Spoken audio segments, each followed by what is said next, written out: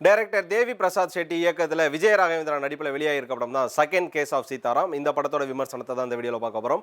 மாலை முரசு வைப்ரசன்ஸ். இது படம் எப்படி இருக்கு? நான் உங்க விஜய் டாமினிக். ஒரு பையன் என் பொண்ணு ரொம்ப தொல்லை பண்ணிட்டு இருக்கான் sir. Second case of Seetharam இந்த படத்தோட ஒன்லைன் என்ன அப்படின்னு பார்த்தீங்கன்னா, தொடர்ந்து நடக்கக்கூடிய கொலைகள், இந்த கொலையை பண்ணக்கூடிய அந்த சைக்கோ கில்லர் யார் அப்படின்னு தேடி கண்டுபிடிக்கக்கூடிய ஒரு காலமாக வரக்கூடிய ஒரு யூஸ்வலான ஸ்டோரி தான். அதே நேரம் எல்லா சைக்கோக்கும் இருக்கக்கூடிய ஒரு பேக் ஸ்டோரி தான். அந்த பேக் ஸ்டோரி இதில் என்ன மாதிரி புதுசாக இருக்குது, அது மட்டும் இல்லாமல் அந்த சைக்கோ கில்லரை இவங்க எப்படி பிடிக்கிறாங்க, அதில் என்னென்ன மாதிரியான ட்விஸ்ட் அண்ட் டர்ன்ஸ் இருக்குது அப்படிங்கிறத அந்த படத்தோட அடுத்தடுத்த மூவ் அப்படின்னு கூட சொல்லலாம்.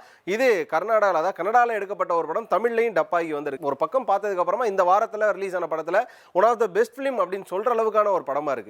ஒரு சைக்கோ த்ரில்லரோ அல்லனா ஒரு த்ரில்லர் படமோ ஆரம்பிக்கும் போது அது எந்த அளவு ஆரம்பிக்கணும் அப்படின்னு நம்ம எல்லாருக்குமே தெரியும். இதுவரை நம்ம பார்த்தது எல்லாமே ஒரு டெட் பாடி அப்படியே ஃபோக்கஸ் பண்ணுவாங்க. அந்த ஃபோக்கஸ் பண்ணதுலேருந்து அந்த கில்லர் யார் அந்த அக்யூஸ்ட் அப்படிங்கிற மாதிரி ஒரு சர்ச்சில் ஆரம்பிக்கும். ஆனால் இது அங்கே இல்லாமல் இது ஒரு நார்மலான ஒரு ஃபேமிலி ஸ்டோரியிலேருந்து ஆரம்பிக்குது. ஒரு குடும்ப கதையிலேருந்து ஆரம்பித்து அந்த குடும்ப கதை அப்படியே எலாபரேட் ஆகி எப்படி விஜய ராகவேந்திரா எங்கள் போலீஸாக மாறினார், அவங்க அக்கா வந்து எதுக்கு திரும்ப அந்த ஊருக்கே வராங்க அப்படிங்கிற ஒரு கதையில் ஆரம்பிக்கும். என்னடா அது படம் இப்படி ஆரம்பிக்குது, இது வந்து எப்படி விறுவிறுப்பை கொடுக்கும் அப்படின்னு பார்த்தீங்கன்னா, அவங்க அக்கா திரும்ப அதே ஊருக்கு வந்த இடம் வரையும் தான் ஃபேமிலி கதையாக இருக்கும். அதுக்கப்புறமா விறுவிறுன்னு கதைகள் மூவ் ஆக ஆரம்பிக்கும். அந்த கதைகள் மூவ் ஆக ஆரம்பிக்கிறப்ப நம்ம தமிழ் படங்களில் எவ்வளோ இடங்களை பார்த்து ஏமாந்துருவோம். ஆரம்பத்திலே வந்து ஒரு கில்லரை காட்டுவாங்க, அந்த கில்லர் பின்னாடி ஒரு ஸ்டோரி இருக்கும். அதுக்கப்புறமா அவனை பிடிச்சதுக்கப்புறமா நான் அக்யூஸ்ட் இல்லை அப்படின்னு சொல்ல போனால் ராட்சசன் படத்தில் அந்த மேக்ஸ் வாத்தியர் வருவார்கள், அது மாதிரி தான். அதுக்கப்புறம் பார்த்தீங்கன்னா அதுக்கு அப்புறமா ஒரு கில்லர் ஓடிப்பாங்க. அந்த கில்லரை பார்த்தீங்கன்னா அவனுக்கு ஒரு ஸ்டோரி இருக்கும்.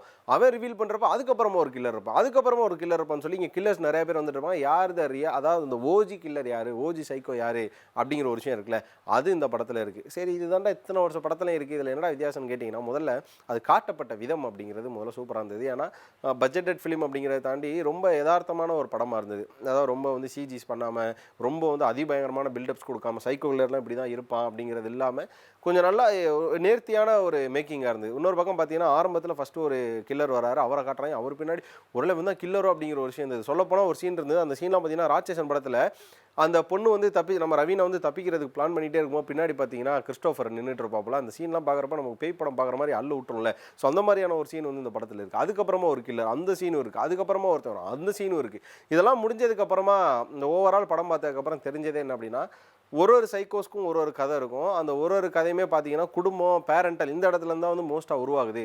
மனிதர்களால் தான் இங்கே வந்து ஒரு சைக்கோபாத் உருவாகிறான் அப்படிங்கிறத இந்த படத்தில் வச்சுருக்காங்க. இது மட்டும் இல்லாமல் சின்ன வயசில் நம்ம பார்த்து வளர ட்ராமாஸ் இருக்குல்ல, இன்றைக்கி நிறையா 90s கிட்டோ 80s கிட்டோ 2K கிட் பெரும்பாலும் வந்து ட்ராமாஸ் பார்க்குறதில்ல. ஏன்னா அவங்க அந்த லைஃப் ஸ்டைலில் இல்லை. முதல்ல அவங்களோட அப்பா அம்மாக்கள்லாம் கொஞ்சம் அந்த ட்ராமாஸ் பார்த்து வளர்ந்ததுனால பிள்ளைங்களுக்கு அந்த ட்ராமாஸ்லாம் கொடுக்குறதில்ல. அது மட்டும் இல்லாமல் நிறைய பேர் 2K கிட்ஸ்லாம் பப்பா அடிக்கிற இடத்துல இருக்கிறதுனால அது தெரியறதில்ல. ஆனால் 80s 90s பிறந்தவங்க எல்லாருமே பெரும்பாலான ட்ராமாஸ் பார்த்து வளர்ந்துருப்பாங்க. ஸோ அந்த ட்ராமாஸ் பார்த்து வளர்கிறவங்களோட மனசில் அந்த வன்மம், அந்த கோவன்றது ஒன்று இருக்கும்ல. எங்கள் அப்பா வந்து என்னைய போட்டு அடித்தார் அப்படிங்கிற ஒரு கோவத்தில் இன்னொரு பையனை இன்னொரு அப்பா போட்டு அடித்தா அந்த அப்பாவை போட்டு கொள்ளணும், அந்த மாதிரியான ஒரு கான்செப்ட் எடுத்துருக்காங்களா. ஸோ அந்த பேரண்டல், ராங் பேரண்டல், சின்ன வயசுல நீங்கள் ஒரு தவறான பேரண்டல்லையோ தவறான ஒரு வளர்க்கும் முறையில் இருந்தீங்க அப்படின்னா அது உங்களை எதிர்காலத்தில் எப்படியெல்லாம் பாதிக்கும். அது நல்ல விதம் கிடையாது, சைக்கோ கில்லருங்கிற கெட்டதான். ஆனால் அது அப்படி கூட வந்து உங்களை பாதிக்கும் அப்படிங்கிற மாதிரியான ஒரு கதையை இதில் வச்சுருக்காங்க. இது மட்டும் இல்லாமல் நம்ம உதயநிதி கூட நடிச்சிருப்பார்ல, கண் தெரியாதவரா, சைக்கோ நினைக்கிறேன், சைக்கோ படத்தில் கூட அந்த கில்லர் கடைசியில் குழந்த மாதிரி மலையிலேருந்து கீழே விழுந்து இறந்து போகிறல, அது மாதிரி எல்லா கில்லர் பின்னாடியுமே ஒரு இன்னோசென்ட்டாக இல்லைனா பிரேக் ஆகக்கூடிய ஒரு கேரக்டர் இருக்கும். அது இந்த படத்தில் மறுபடியும் இருந்தது. த ரியல் ஓஜி சைக்கோ கில்லருக்கு அந்த மாதிரியான ஒரு கேரக்டரும் இருந்தது.